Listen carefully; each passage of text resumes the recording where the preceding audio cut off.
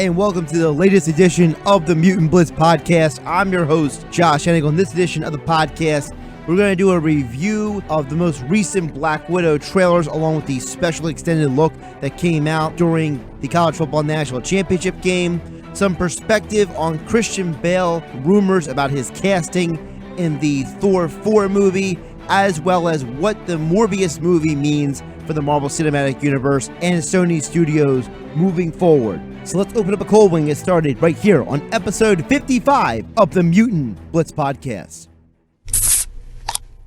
Topic number one here on the Mutant Blitz Podcast. In recent weeks, there's been multiple trailers that have come out for the Black Widow film that is scheduled to come out May of 2020.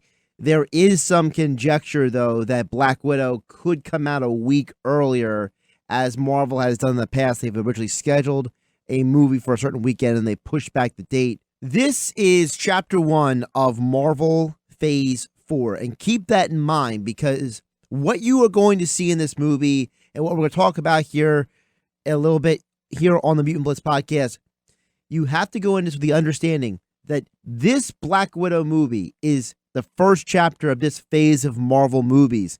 This is the next era of Marvel movies. The last 10 years, the crescendo, the apex, the end of the arc of that story with those heroes was Avengers Endgame. Now, Black Widow serves as an opportunity to bridge the gap from phases 1, 2, and 3 to phase 4, tie up some loose ends, and launch the next themes of the Marvel Cinematic Universe.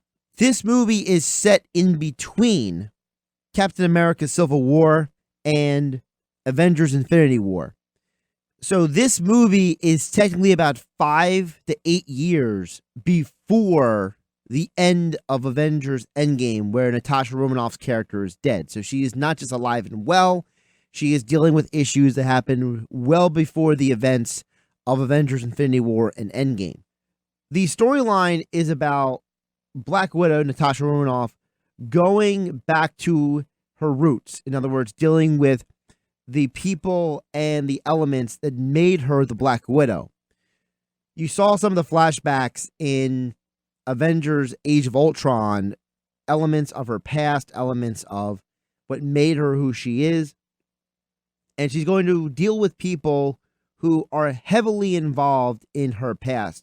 Most notably, Yelena Belova, Melina Voskov, and Alexei Shostakov. These are all people who were involved in Russian operations in Marvel Comics. These are all characters who have a long, I don't want to say vibrant history, but there's a lengthy history in Marvel Comics. Because remember, despite the fact that Marvel Comics did try to be as neutral as possible when it came to specific politics, the Marvel Comics did try to mirror some of the real world as much as possible. So there was a lot of Cold War elements that were brought into Marvel Comics. That's why, for example, the Red Guardian, who is the Russians' version of Captain America, multiple Black Widows and assassins like Belova, Romanoff, and Voskov. These are all characters who have to do with the history of Russia, and it's going to be fun to watch how that is fleshed out in the Marvel Cinematic Universe.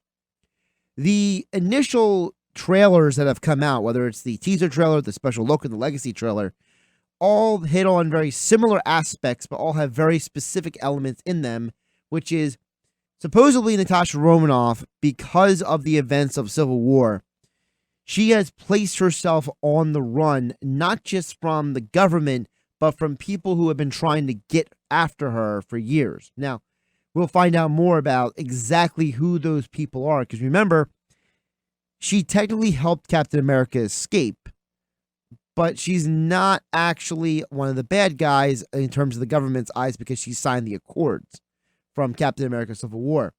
There's a lot of speculation going into this movie, exactly who are the villains and who are the good guys. But what we do know is that we have seen multiple scenes in these trailers of Taskmaster. Now, Taskmaster is one of the more fanboy favorite characters of Marvel comic fandom. Taskmaster is a villain who his ability is that he has a photographic memory. So he can mimic and replicate anybody's abilities in terms of swordsmanship, fighting style, marksmanship, whatever that skill set may be, whatever that talent may be, he can replicate it in fighting that person. So he has had multiple run-ins with Captain America, Iron Man, Spiderman, Deadpool as well in comic books, as well as some on-again, off-again confrontations with other numerous villains who he either has been hired to kill or he has been hired to, shall we call it, handle at different points of Marvel Comics. He is one of the most ruthless and most dangerous characters who has ever been a villain who does not have high-level superpowers in all of Marvel Comics.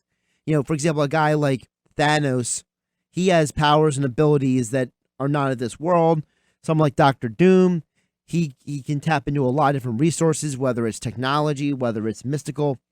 But Taskmaster is much more grounded when it comes to a villain. I'm glad they included Taskmaster in Black Widow because we're probably going to see some way they're going to intertwine Taskmaster into not just the history of Russia, not just into the history of the Black Widow program, but probably also into some sort of explanation for his relation to things like the Black Widow program, the Winter Soldier program, and other Russian entities, because either he is the main trainer of these assassins or he is being contracted by the Russian government to eliminate all rogue operatives. So in some form, he's going to have some major role in the movie. Now, it has been suggested that Taskmaster could be a woman in the movie. I am not going to make that jump for one reason. Just because Marvel has had some specific variations in the movies of different characters, Marvel hasn't completely strayed away from who a character is in their origin very infrequently. So I expect a version of Tony Masters, which was the name of Taskmaster's character before he became Taskmaster, to have some sort of role in this movie in terms of who he is and how he's being presented. The bigger picture with Black Widow is that this movie is going, like I said, to set a precedent for the rest of the MCU. So everything that you're going to see in Falcon and the Winter Soldier Disney Plus show, to WandaVision, to Doctor Strange, into the Multiverse of Madness, to Thor 4, to everything you're going to see moving forward on the Disney Plus and on the big screen for Marvel Phase 4 leading into Phase 5. This is Chapter 1. This is the starting point. For anyone who's a fan of reading fictional sagas, so whether it's the Chronicles of Narnia, Harry Potter, The Lord of the Rings, whatever your reading go-to has been at different points of your fictional consumption, think of this as book 1 or variant 1 or part 1 or whatever you want to call it of Phase 4, because Black Widow is a movie that wasn't just promised to Marvel fans for a long time, but it's also a movie that is going to deal with an aspect of the Marvel Cinematic Universe we have never, ever seen fully fleshed out, which is the Russian aspect of this universe. We've seen a lot about it in America. We've seen a lot about different parts of Europe. We've seen parts of the cosmos, whether it's different planets, different galaxies, but we haven't seen Russia. And Russia had a major role in Marvel Comics for roughly 30, 40 years because, again, of the Cold War, because of the development of different characters, because of, frankly, its convenience in terms of telling different storylines. So while we don't have a ton of deep information about Black Widow, I think that we are going to see is, one, Scarlett Johansson is going to be dealing with elements that we have either only have heard rumored before in previous movies or we've never seen before actually in the movies. Number 2, we're going to find out about Russia's role in the Marvel Cinematic Universe, past, present, and future. Number 3, we're going to be introduced to the character of Taskmaster, a villain who has endless potential for storytelling. And if the character is surviving this movie, I expect to see that character pop up again in a future either Disney Plus show or Marvel movie. And the final point I want to make is keep an eye out for whatever the final post-credit scene is. I'm going to make the assumption right now, without any further information, that there's going to be 2 post-credit scenes, one mid-credits and one right at the end. One will have something to do with Falcon and the Winter Soldier, and one will probably have something to do with the Eternals. Again, that's my conjecture theory at the very second, just because those are the next 2 things that come down the road. The Falcon and the Winter Soldier is supposed to come out on Disney Plus in the fall of 2020, and the Eternals movie, which is going to delve into a deeper history of the cosmos of the Marvel Cinematic Universe, thousands of years of history is going to dive into. That comes out in November of 2020. Topic number 2 here on this episode of the Mutant Blitz Podcast. I wanted to address the rumors about Christian Bale signing on for a role in the movie Thor: Love and Thunder, which is set to debut in November of 2021. Now, Thor: Love and Thunder is supposed to be the final movie of Phase 4 of the Marvel Cinematic Universe. So we are still a ways away from that movie having a major impact on what we're going to see moving forward. But since it is the final movie of Phase 4, we do expect the film to have some sort of impact on the transition between Phase 4 and Phase 5. There's been a lot of conjecture about who exactly Christian Bale will play. There's been some conjecture he could be playing Beta Ray Bill. There's some conjecture that he could be playing Gore the God Butcher. I had originally thought that he might be playing the character of Mephisto, who is the Satan of the Marvel Cinematic Universe. But the latest rumor to come out that Christian Bale is playing is the character of Norman Osborn. Keep in mind that because Sony has agreed to keep their relationship with Marvel Studios, Marvel still has access to characters who are part of the Spider-Verse library, namely of them being Norman Osborn, a major character in the history of Spider-Man. The interesting thing about Christian Bale is that he fulfills a void that was specifically rumored a while ago, and something that we touched on almost 2 years ago now here on the Mutant Blitz Podcast, and that is the idea of Norman Osborn becoming a false hero and trying to pretend that he is filling a void of Tony Stark. Because in the comics, at one point, Norman Osborn becomes the head of S.H.I.E.L.D. He creates his own Avengers team known as the Dark Avengers. And he goes on multiple missions to not just deal with the heroes that he considers out of line, but he also goes out of his way to undermine a lot of different aspects of the Marvel of Marvel Comics at the time. So Norman Osborn would be an incredible villain to introduce to the MCU. And if Christian Bale is going to fulfill that void, we know that he can play dark, layered villains.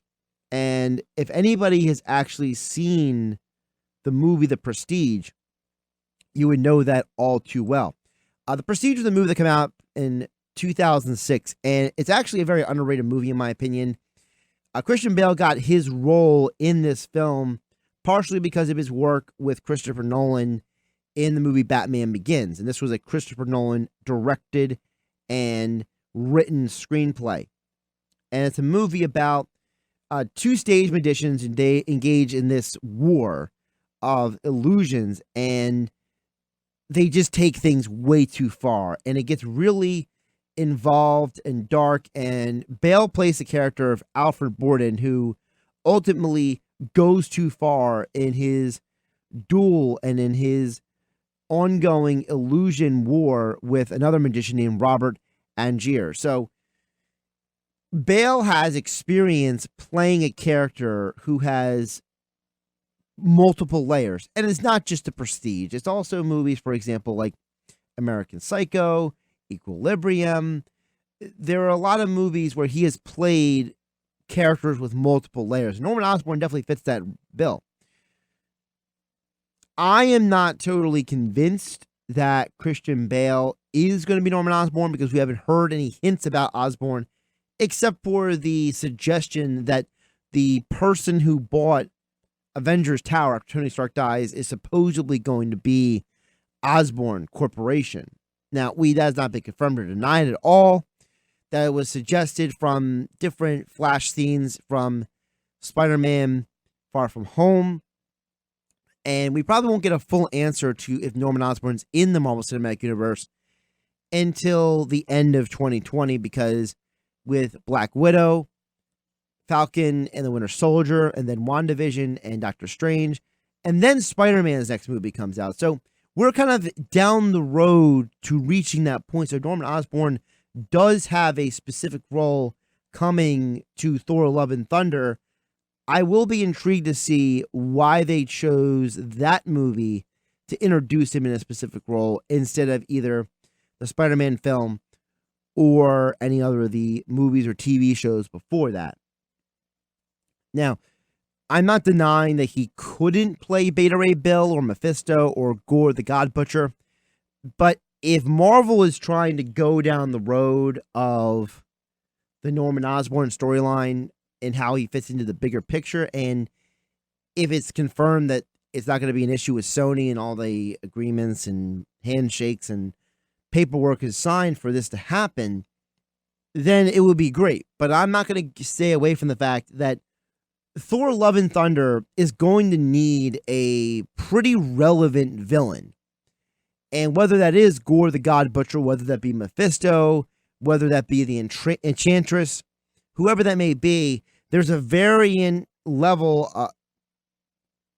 There are many variable villains that could be included in the movie, and that's why I'm not 100% convinced that it's going to be a Norman Osborn who is maybe the villain, as much as Norman Osborn has a role that he is setting up for Phase 5 of the MCU. Because remember, in Phase 5 of the Marvel Cinematic Universe, we're going to have the next Black Panther movie, the next Captain Marvel movie.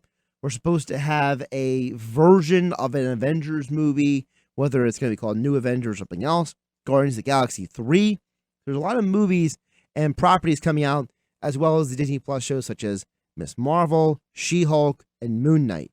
So I get the feeling that whatever his role is, if it is going to be Norman Osborn, it's specifically setting up things for Phase 5. If he's playing another role like Mephisto or Gore the God Butcher, it's probably being set up as Christian Bale has this massive role for this, specifically this movie. But if he is going to be Norman Osborn, then this is not just for Thor: Love and Thunder. I got the feeling you're seeing a contract agreement between Bale and Marvel Studios for multiple films and possibly multiple Disney Plus shows.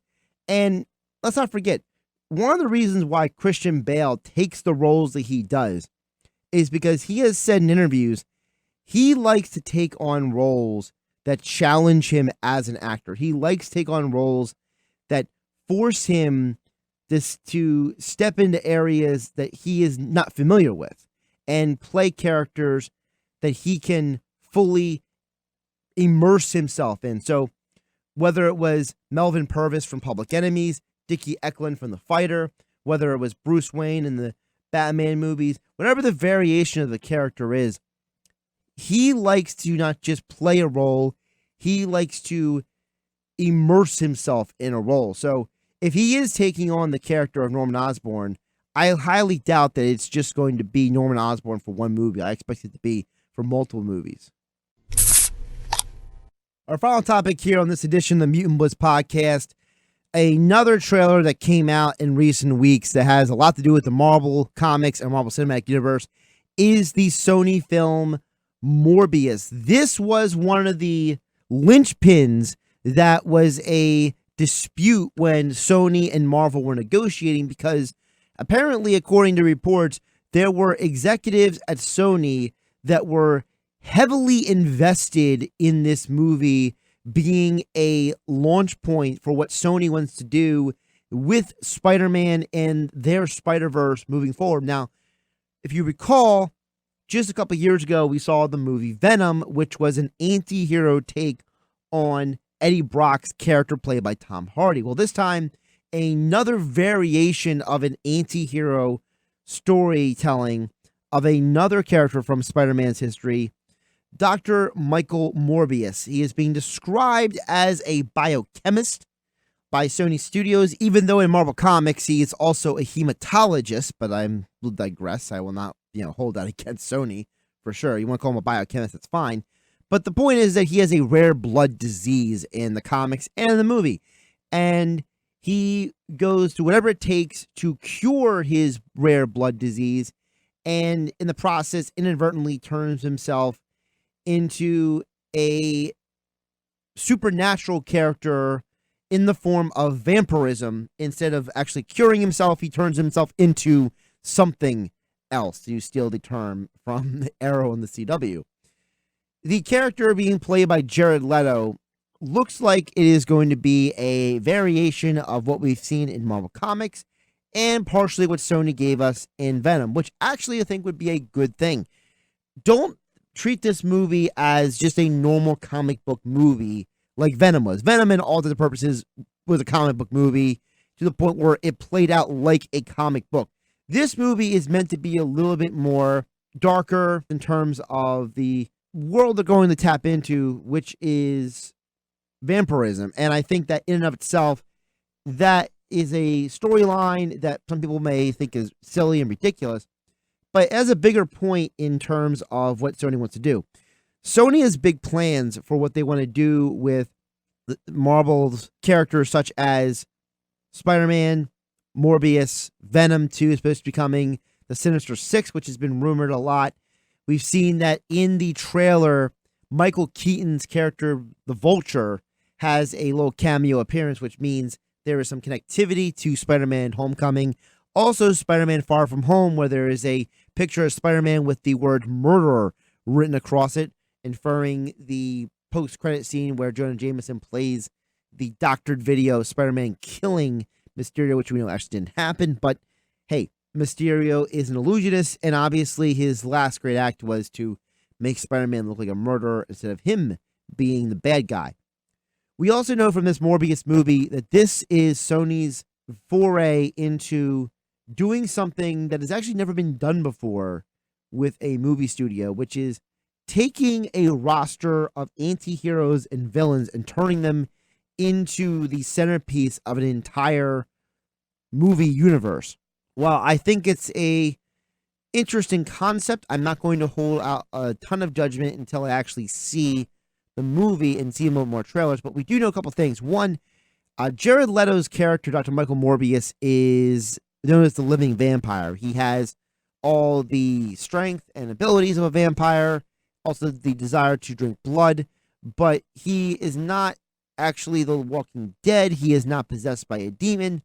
It's just that his biochemistry has been altered and changed. Now, in the trailer, it suggests that's because of bats, and it does have a feel of Batman Begins and Dark Knight with the way the bats fly around him, but I feel like this is going to be more of a borderline science fiction horror drama type of film, and I think that's fine. And I think Sony has a good idea here.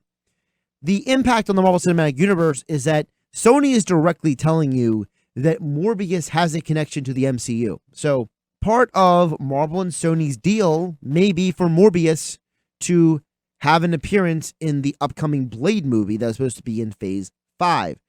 Or that Morbius will make an appearance as a cameo in Doctor Strange Into the Multiverse of Madness. Or that those characters, Doctor Strange and Blade, could make appearances in a future Sony movie. So to have all these movies in the same universe confirms that we could see future crossovers and adaptations that maybe we did not anticipate previously. The other thing I noticed from this trailer is that this seems to be Sony's idea for not trying to be like Marvel. See, one of the mistakes that, as we discussed here on the Mutant Blitz podcast, that DC made was their desire to replicate Marvel's success. Sony's not trying to be like Marvel, not trying to replicate anybody's success.